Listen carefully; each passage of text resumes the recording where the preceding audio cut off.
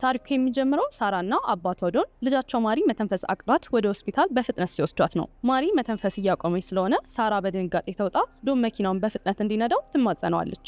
ሆስፒታል ሲደርሱም ዶን ሳራ ዝም እንድትል አስጠነቀቃት። የሕክምና ባለሙያዎቹ ማሪን ለመርዳት ተባብረው ኦክሲጅን መስጠት ጀመሩ። ማሪ ግን እየባሰባት መጣ።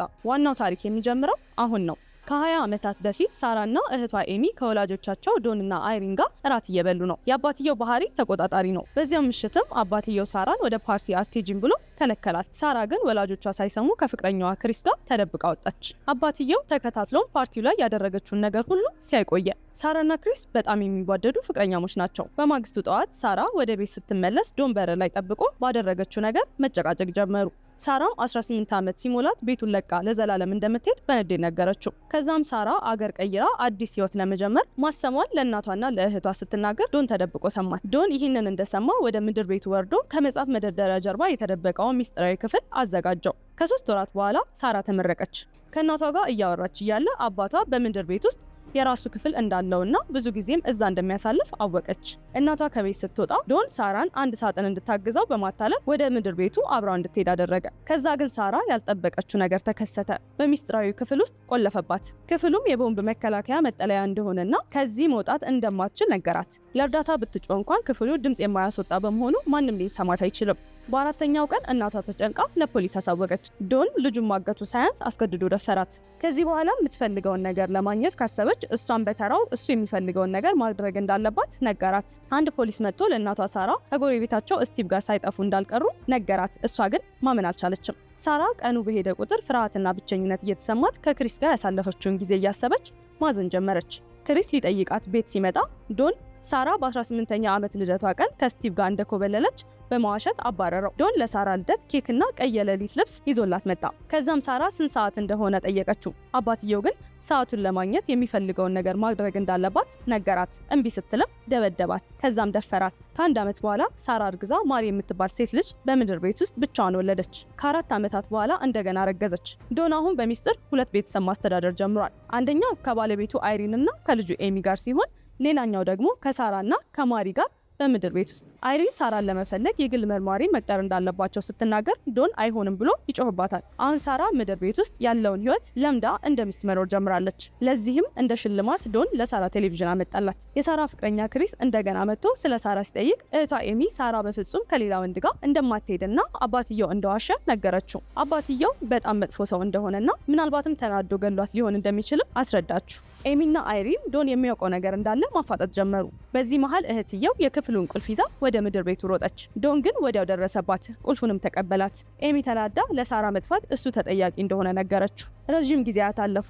ሳራ ቶማስ የተባለ ሌላ ልጅ ወልዳለች። አሁን ያሉበት ክፍል ሌላ ልጅ ለማሳደግ ስለማይበቃ ዶን ህፃኑን ወደ ላይ እንዲወስደው ጠየቀችው። ዶንም ተስማምቶ ልክ ሳራ ልጅ ወልዳ ማሳደግ አቅቷት በር ላይ ጥላው እንደሄደች አድርጎ አስቀመጠው። አይሪንም በሩን ስትከፍተው ቅርጫት ውስጥ ልጁን አገኘችው። በቅርጫቱ ውስጥ በሳራ እጅ ጽሑፍ የተጻፈ ደብዳቤ አገኘች። ደብዳቤው የሷ ልጅ እንደሆነና አይሪን እንድታሳድግላት እንደምትፈልግ ነው የሚገልጸው። ከዛ ውጪ ግን ሳራ በቁራጭ ወረቀት እርዱኝ የሚል መልእክት ከልጁ ስር አስቀምጣ ነበር። ነገር ግን ዶን አግኝቶት ተናዶ እንደገና ሳራን አጠቃት። አሁን ሳራ ከመሬት ስር ተቆልፎባት 14 ዓመት ሆኗታል።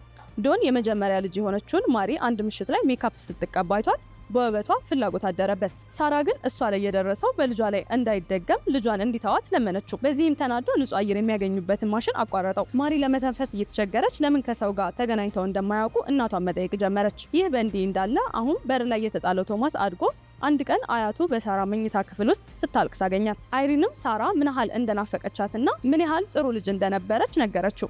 አንድ ቀን ኃይለኛ ዝናብ ሲዘንብ ምድር ቤቱ ማሰስ ጀመረ። ከዛም ሳራ ማንኪያ በመጠቀም ኮርኒሱን ቆፍራ ለእርዳታ ምልክት ሰጠች። አንድ ጎረቤት ምልክቱን አይቶ ለዶን ነገረው። ዶንም ተበሳጭቶ 4ኛ ልጅ አርግዛ የነበረችውን ሳራ ደበደባት። ድብደባው ልጇን አስወረደባት። ሳራም በመሬት እያለቀሰች የሞተውን ልጇን ለዶን ሰጠችው።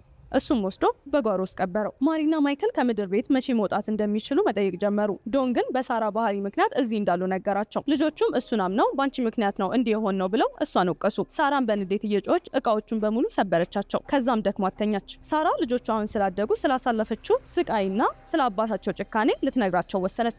ዶን የእነሱ አባት ብቻ ሳይሆን የእሷም አባት እንደሆነ ነገረቻቸው። ማሪ ይህን ስታወቅ ከባድ የአስም በሽታዋ ተነሳባት። ምንም ቢፈጠር ግን እንደምትወዳቸውና ለሁሉም ነገር ተጠያቂ ዶን መሆኑን በመቅለስ ለማረጋጋት ሞከረች። ከአንድ ዓመት በኋላ ነገሮች እየባሱ መጡ። ዶን በስራ ቦታው ችግር ስላጋጠመው ሳራ መስደብና ማሰቃየቱን ቀጥሎበታል። ይባስ ብሎ በቂ ምግብ አይሰጣቸውም። በመጨረሻም ከስራው ተባረረ። ከዚህ በኋላ ሁለት ቤተሰብ ማስተዳደር እንደማይችል ስለገባው የመኪናውን ጭስ ማውጫ ከምድር ቤቱ አየር መተንፈሻ ጋር በማገናኘት እነ ሳራን ለመግደል ሞከረ። ድንገት ግን ቶማስ መጣ። ዶንም ሞተሩን አጠፋው። ሌላ ቀን እነ ዶን ድግስ አዘጋጅተው ምግብ እያበሰሉ እያለ ጭሱ እነ ሳራን አፈናቸው። ሳራ ይህንን ብትለምደውም ልጇ ማሪ ግን መተንፈስ እያቃታት መጣ። ከዛም ዶንን ወደ ሆስፒታል እንዲወስድላትና ምንም ነገር ትንፍሽ እንደማትል ተማጸነችው። ዶንም ለመውሰድ ተስማማ።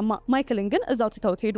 ማሪ ወደ ሆስፒታል በፍጥነት ተወሰደች። በሆስፒታል አንዲት ነርስ ስለ ማሪ የሕክምና ታሪክ ስትጠይቅ ሳራ ማሪ እቤት ውስጥ እንደምትማርና የተፈጥሮ መድኃኒቶችን ብቻ እንደምትጠቀም ነገረቻት። ከዛን ግን ሳራ ለማምለጥ ያላት እድል ይሄ ብቻ እንደሆነ ስለገባት ዶንን አምልጣ ወደ ነርሷ ሮጠች። እርዳታ እንደምትፈልግም ነገረቻት። ዶንም ይሄን ሲያይ ሊያመልጥ ሞከረ፣ ግን እዛ የነበረው ፖሊስ ያዘው። ሳራ በመጨረሻ ሰላም መሆናቸውን ለማሪ ነገረቻት። ፖሊሶች ወደ ቤት ሄደው ማይክልንም አወጡት። አይሪን እና ቶማስ ማይክልን በዚህ ሁኔታ በማየታቸው አዘኑ። ዶን ሁሉንም ነገር ከፖሊስ መኪና ጀርባ ሆኖ ተመለከተ። ከዛ ሁሉ ስቃይ በኋላ ማሪ፣ ቶማስ እና ማይክል በውጭ እየተጫወቱ ነው። ሳራ፣ አይሪን እና ኤሚ ከበረንዳ ሆነው ይመለከቷቸዋል። ማሪ ግን አንድ ሰው በሞተር ሳይክል ወደ ግቢያቸው ሲመጣየች።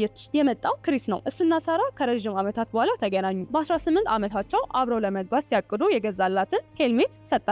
አሁን ደስተኛና ነፃ ሆነዋል። ለረጅም ጊዜ የጠበቁትንም የሞተር ሳይክል ጉዞ አብረው አደረጉ። ታሪኩ እዚህ ላይ ያበቃል። እንደዚህ አይነት ቪዲዮዎች እንዲደርሳችሁ ሰብስክራይብ ማድረግና የደወል ምልክቱን መጫን እንዳትረሱ።